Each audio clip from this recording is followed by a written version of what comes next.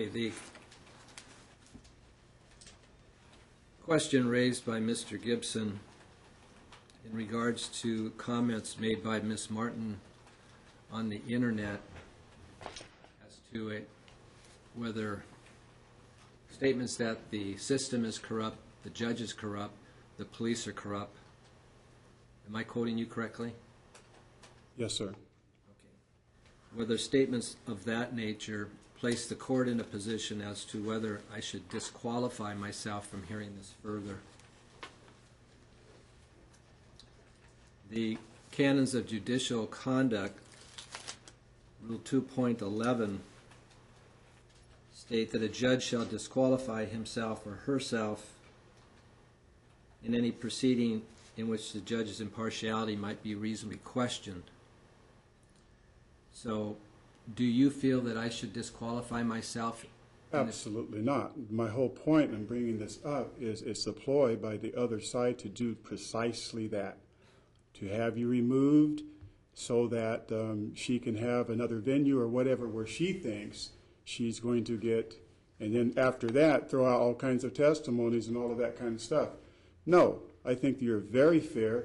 You and I have had some disagreements, but you're a judge, you're being impartial, and you're playing fair on both sides. That's why I first stated to you when I stood up, and I apologized for my behavior because I was wrong. I won't comment on her, but you've been fair all through this, and in previous hearings, you've been fair. And so it would be kind of outrageous if you decided to disqualify yourself based on outrageous statements with no evidence or proof whatsoever that anything that she says has any validity. Do you wish to respond in any way? Your Honor, if I didn't believe that you were going to try this fairly, I would have used the UCCA to move this case to Washington County. That I had all the rights in the world to select the venue and a jurisdiction that was more appropriate for our family, but we're still here, so I am not complaining about you hearing this case. There's a further canon of judicial conduct. It's 2.4, canon 2.4. The title is External Influences on Judicial Conduct. Paragraph A states, a judge shall not be swayed by public clamor or fear of criticism. So I guess the judges have been down this road before because they put it in the Judicial Conduct Code. And that's exactly what I said earlier. If we were to sit up here and try to make decisions based upon fear of public criticism, we wouldn't be doing our job. So I have no fear of public criticism. My record speaks for itself. I'm not going to disqualify myself. This hearing will go forward.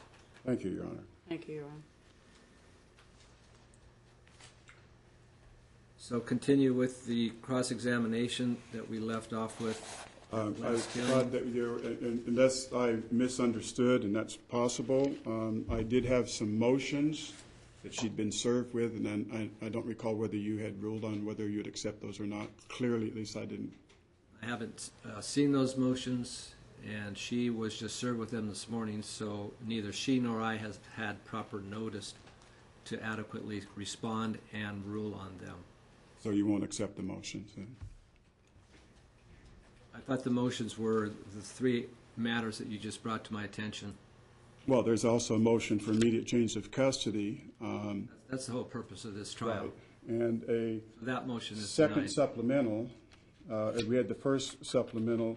I remind the court that there was a contempt in that particular motion, and then the court has not yet ruled on that, but of course I'll leave that to the discretion of the court as to when and if or if you're going to rule on that contempt.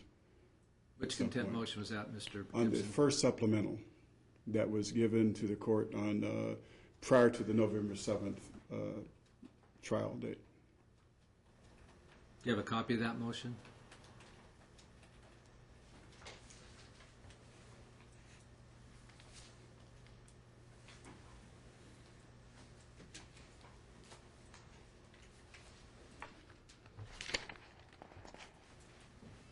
Yes, I do. I just got to find it, but I do have it.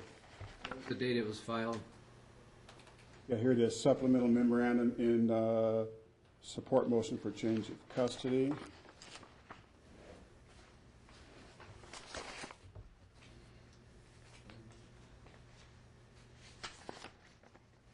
There was 9 points to it. When was it filed, Mr. Gibson? I'm going to say, You have a file stamp on it? yeah, I do somewhere. I just got my copies of it. I gave everything to her. She's got it. It was filed with the court.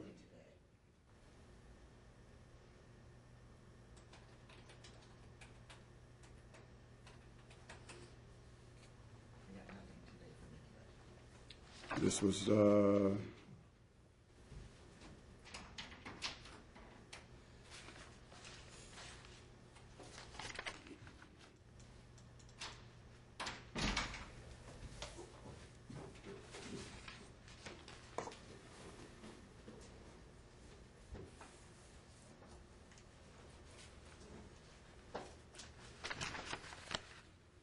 All right, you may want to search for those during the breaks. I have it here. It's not stamped. But yeah, I can do that during the breakup because I do have it for sure. Because there's no record of anything being filed with the clerk according to the file.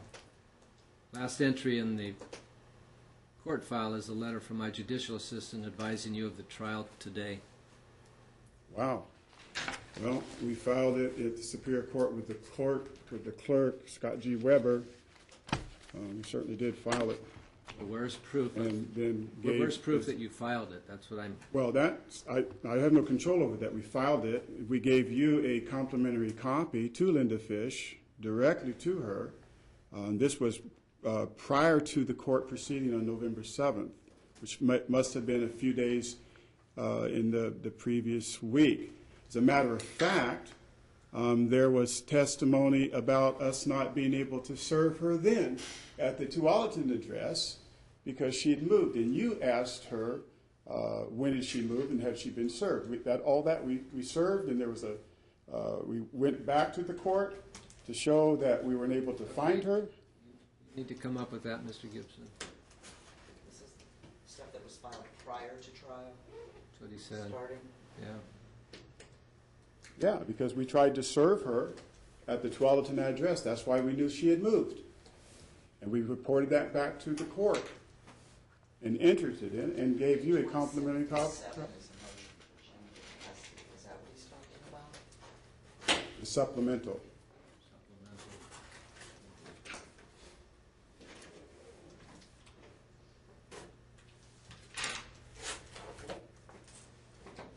And we had given her copies in the courtroom that had been stamped by Scott Weber's office.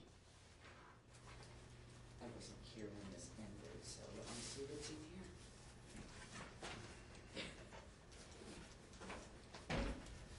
here. What's the nature of the motion? Well, the nature of the motion, if I can review here for just a second,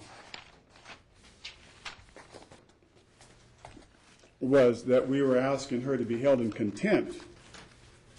One of the reasons was for moving without notifying the court or notifying myself, and she came up with something about, well, she thought she had 30 days, and you quizzed her about that, if you recall.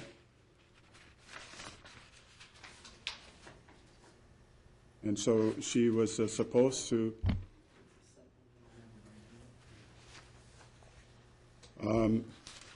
in violation of a direct order from this court to enroll Ezekiel in school. She has not done that. She's got him on some kind of computer at home. So the motion for contempt was for her moving and for not registering Ezekiel in school, Yes. correct? Mm-hmm.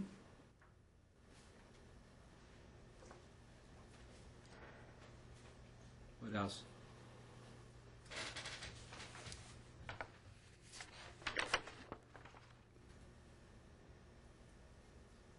Refused to enroll Ezekiel in school, taking him out of state to appear in TV dramas, in which she falsely charged me with non-support when I had paid it in the state of Washington, that she is intentionally and maliciously depriving Ezekiel of interaction with children of his own age. Basically, he's got him hostage between her and Patrick. Intentionally false and malicious accusation that I was accused and arrested for menacing and brandishing a weapon. Of course, I was found not guilty by a 12-man jury of that. Petitioner has and so she's in contempt everywhere, all over the place. Okay. Well, we'll have to find that motion and, Is it the exhibit you gave me that says supplemental memorandum in support for motion for change of custody? That would be it. That's exhibit 17. It's not a filed document, it's an exhibit. No, we There's a filed copy it. of it that was filed with the court that is page 178 in the file, but here's the exhibit. The exhibit has writing on it, page 178 does not. 78 is a, Memorandum is how it is titled in the computer, but it is the supplemental. And that's not a true and accurate copy of what's in the computer because that's the exhibit and it has writings on it. But the one that was filed is the one that's in the computer. supplemental memorandum.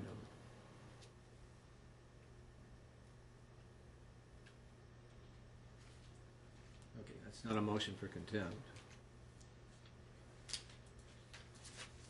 So that's not a motion for contempt, Mr. Gibson. Supplemental memorandum in support motion for change of custody.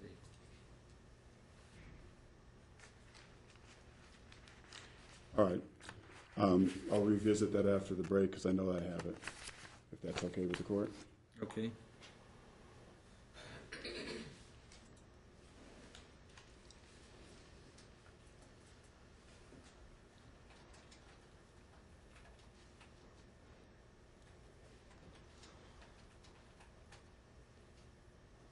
Thank you, Julie. You're welcome.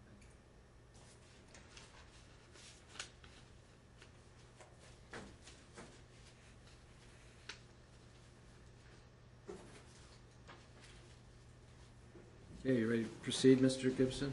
Yes, I am, Your Honor. Let's print out the pages, some of the pages you're missing in this room. Continue, please. Miss Martin, where is Ezekiel Wardell Gibson? He's in a shelter in Portland. Where? Not sharing that right now. How do we know that Ezekiel Wardell Gibson is even alive if you can't share where he is? Police have been looking for him. How do we know that he's healthy? Who knows, just based on... One question at a time. One question at a time, please. How do we know that Ezekiel Wardell Gibson is alive and healthy?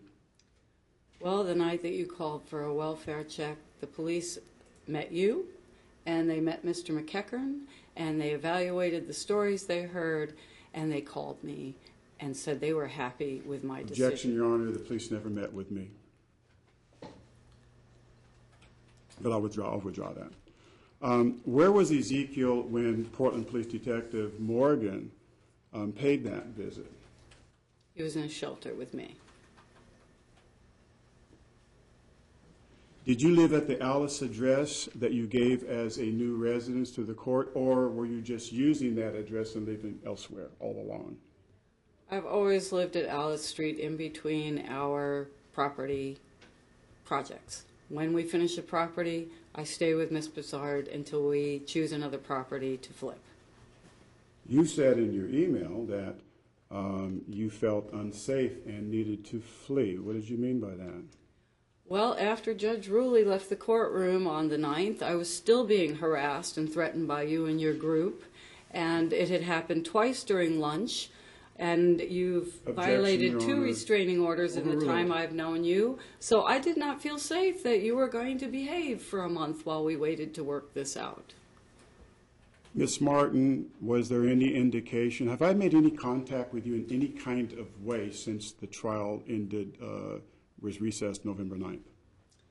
Not to my knowledge. So your testimony today that you felt unsafe by me is fiction?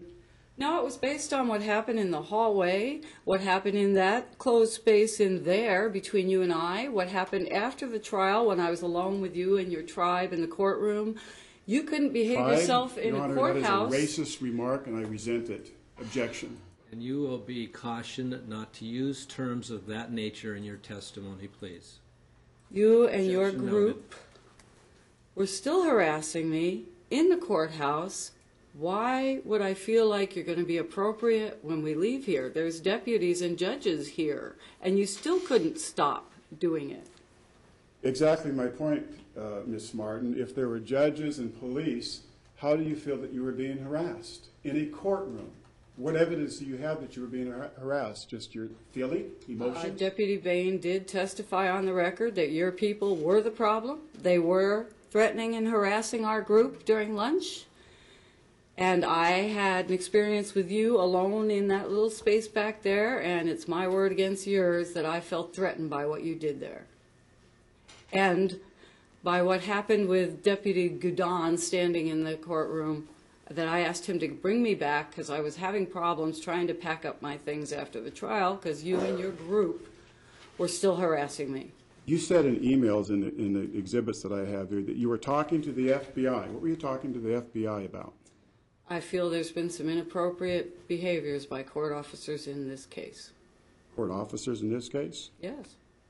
And what would you call the inappropriate behavior? What do you mean by that? Well, I'm going to get to that in my closing argument, but if now is the time, Mr. Vetter testified on the record that he didn't think it was a crime to violate a restraining order. The restraining order says so in bold print that it's a crime and you can be arrested and go to jail. So it's one of the many things I felt was way off. Dr. Johnson charging the state to evaluate you and evaluate me. Mine's 11 months, 7 pages. Yours is a phone in 4 days, never a report.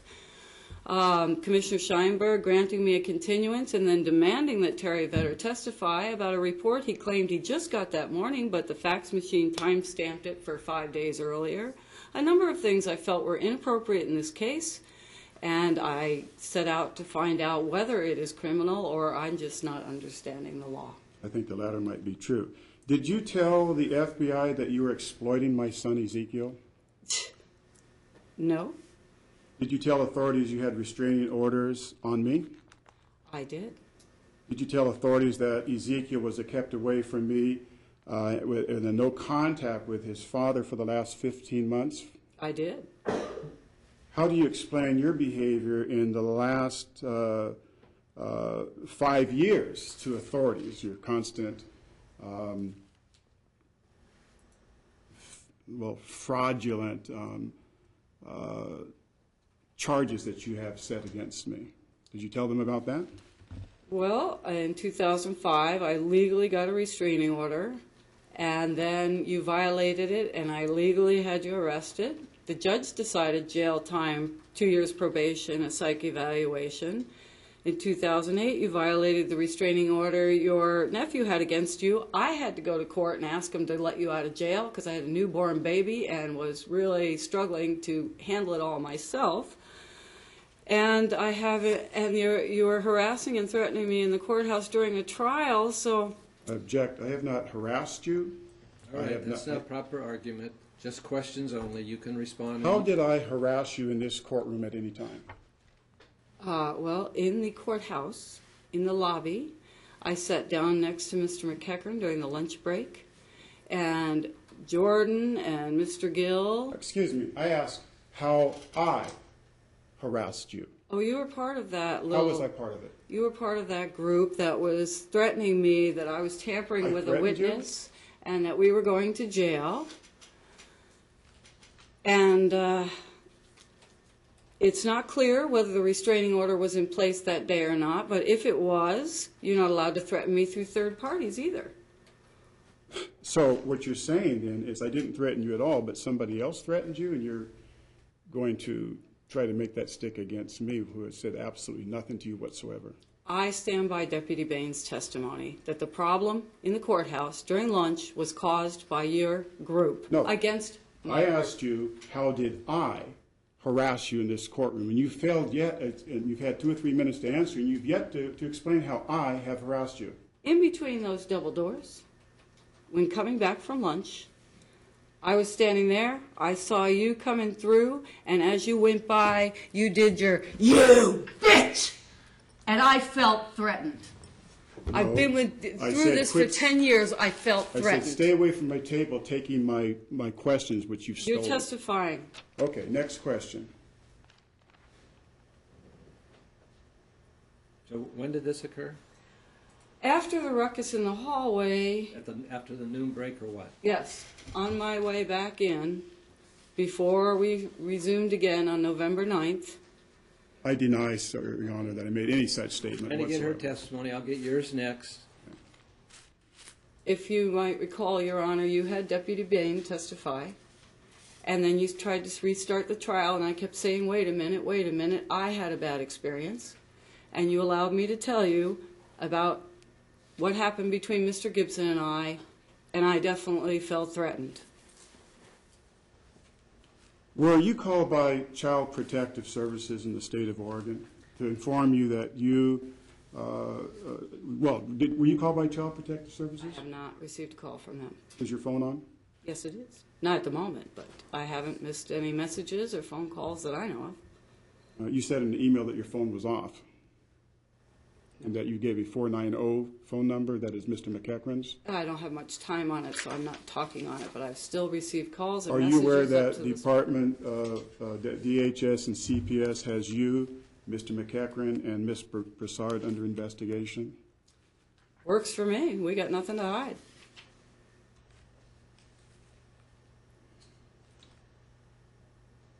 Did your webmaster, Don Hunt, it wasn't him that hacked it into the Clark County Superior Court system. You said that you paid $75, correct? I paid $75 to Linda. I called Linda Fish and asked her for the entire video transcript of the trial. Of course, you have a receipt for that? I do, and I have the discs that I purchased, which are public domain, and I uploaded them to YouTube. Nobody hacked into anything. Did you get the court's permission to show the videos on YouTube? I don't need anyone's permission. It's public domain. Anyone can show up for a trial. Anyone can view a trial video. I had attorneys on the other side of the country I was talking to. I wanted them to view the trial. Did you know that there are people that are thinking about a civil lawsuit because their testimony has been all over the world on YouTube without their permission? Bring it.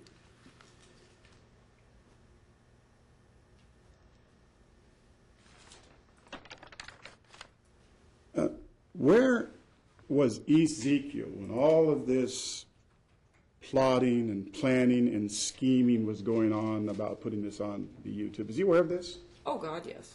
Are you aware that from now on, when he's trying to get a job as he grows and he's trying to do things in life, somebody can pull up this video about what his mother has done to him? How do you think that would affect him?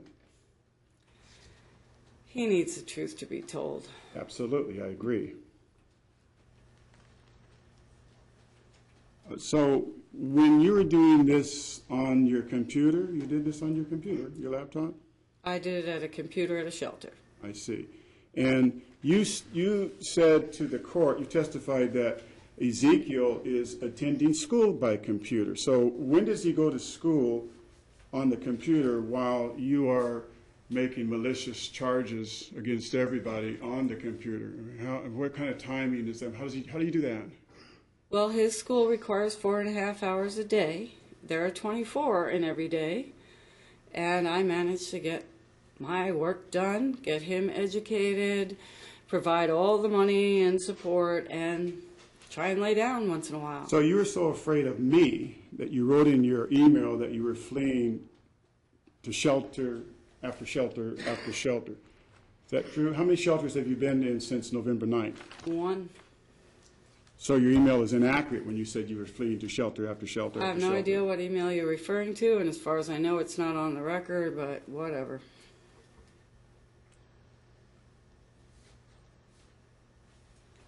So is it your testimony that you just mentioned, did you conspire to have Judge Ruley removed from this case by videotaping the proceeding? Was that your plan? I didn't videotape anything. Well, The courthouse does. I'll retract that. Was it your plan to have the judge removed by putting this information on YouTube? Absolutely not. We both chose him. What do you mean by on YouTube that it is the trial of the millennium? It's been every law enforcement agent or lawyer I've showed it to is just scratching their head. There's something very out of the box about our proceeding. Could it be that they're scratching their head because they couldn't understand why you would put a trial that's not in completion worldwide on YouTube? Could that be why they were scratching their head? No.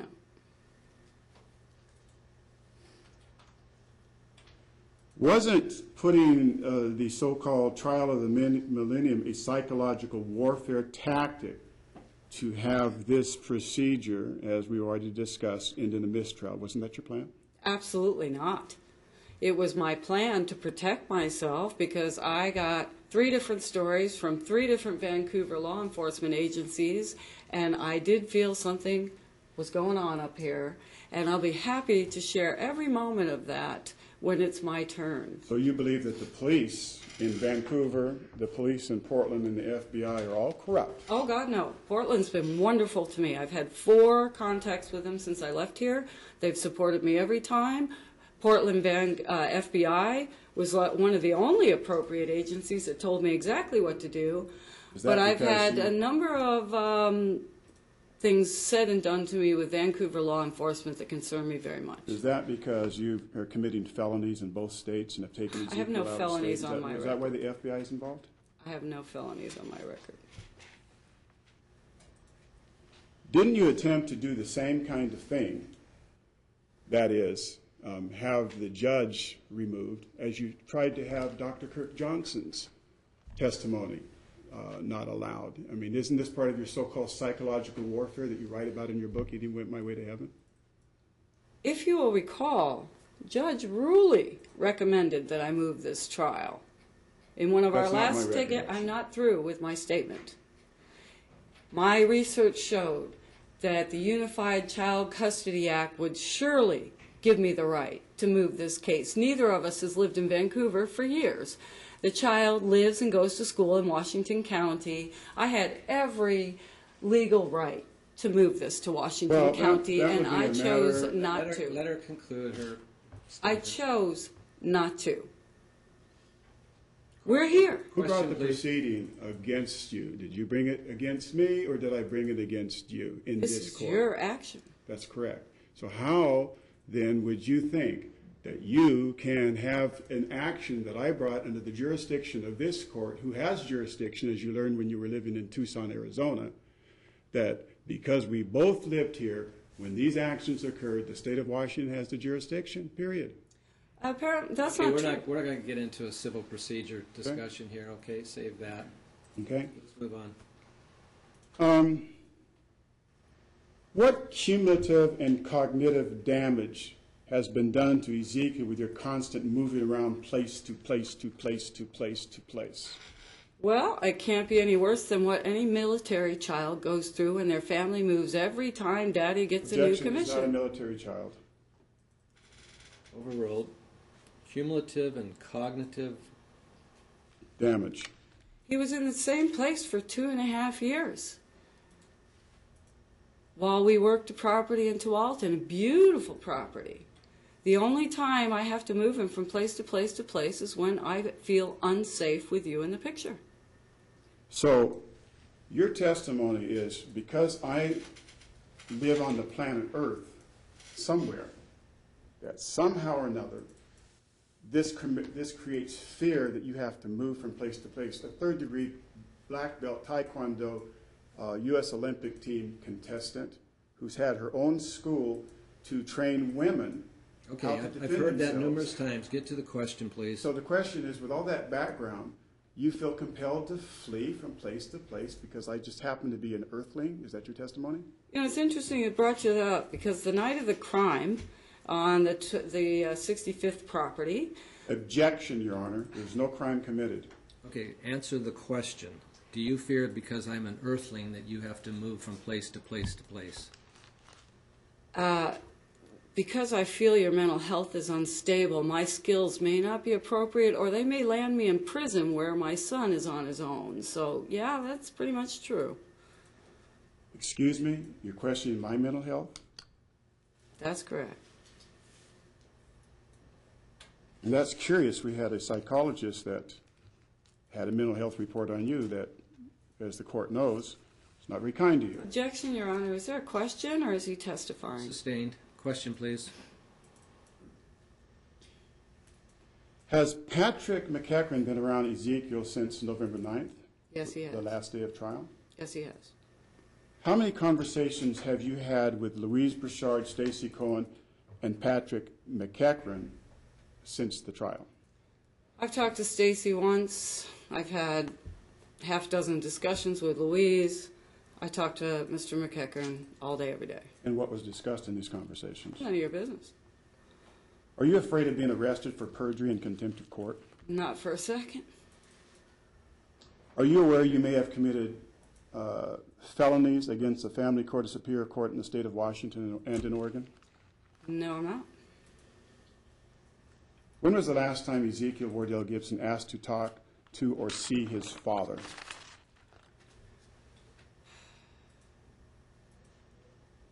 It was before Christmas in 2010. He wanted to talk to you, and I let him. If I was to produce a text message not more than 30 days ago, that would prove that you just committed perjury, wouldn't it? I have no idea what you're talking about. What do you say to him when he asks to see his father?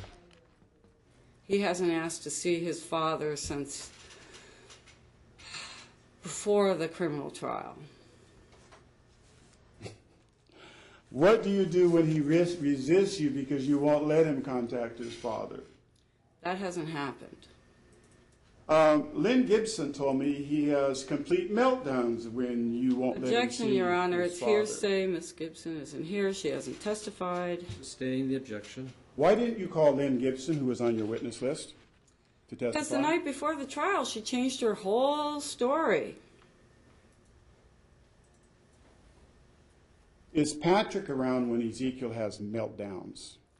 Ezekiel has been doing great in the last 14 months, and his meltdowns are almost non-existent now that he has a more stable life. Isn't that why you refused to call Lynn Gibson, because she would refute what you have just perjured yourself with right now? No. I refused to call Lynn Gibson because Sunday night before the trial, her entire testimony had changed. So then, when she was in the courtroom and wanted to testify, why didn't you call her to make her perjure herself on stand if that was the case? Because I've known Lynn as long as I've known you, and Lynn is as afraid of you as I am. All right, move on, please. Next question. Well, I have a statement from Lynn Gibson here. It's irrelevant. If you want to call Lynn Gibson, you call her. Really? If you That's have, what I attempted to do last week, and you said I couldn't do that. It has to be in regards to rebuttal, in regards to what Ms. Martin says. Okay, fine. I move the court that I'm allowed to add Ms. Lynn Gibson on my witness stand for rebuttal of this witness. You're entitled to have a rebuttal case, Mr. Gibson. You can Thank you, Your call Honor. whomever you want to rebut. Thank you.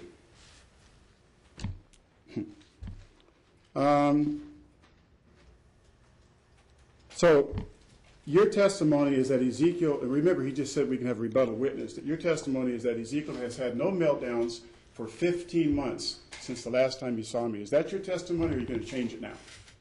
No, that's not my testimony. I said he's doing way better. He hardly ever has meltdowns now that he's not going off to Dad's to hear That's about not what you his just mother said. You every said that he weekend. has had no meltdowns since he hasn't been around me. That was your testimony not more than a minute ago. Are you changing that now?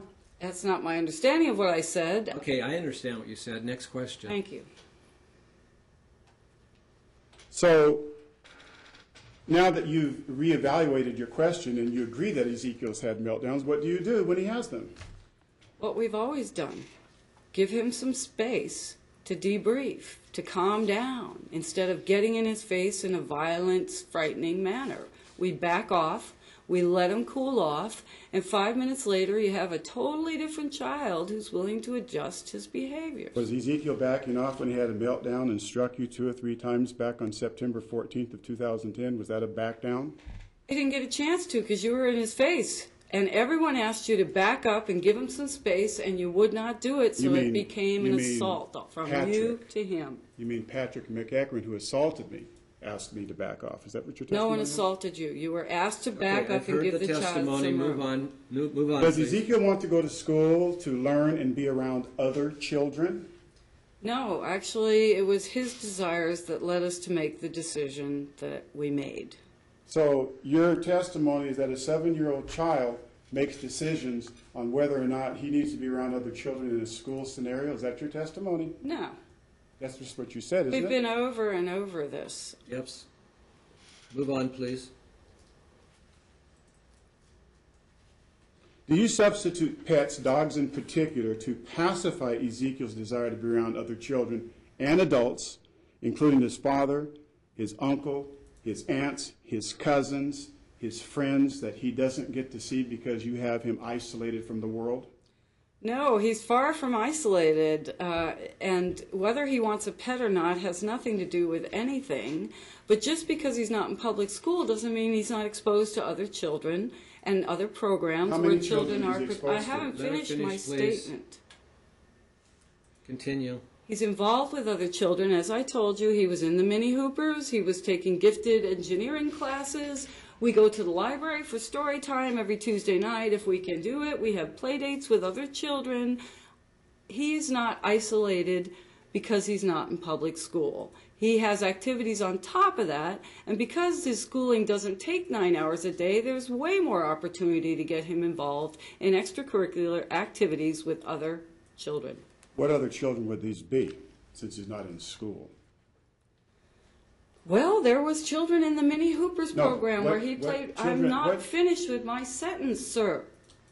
Yeah, we're reaching that point again where I'm going to go off the record.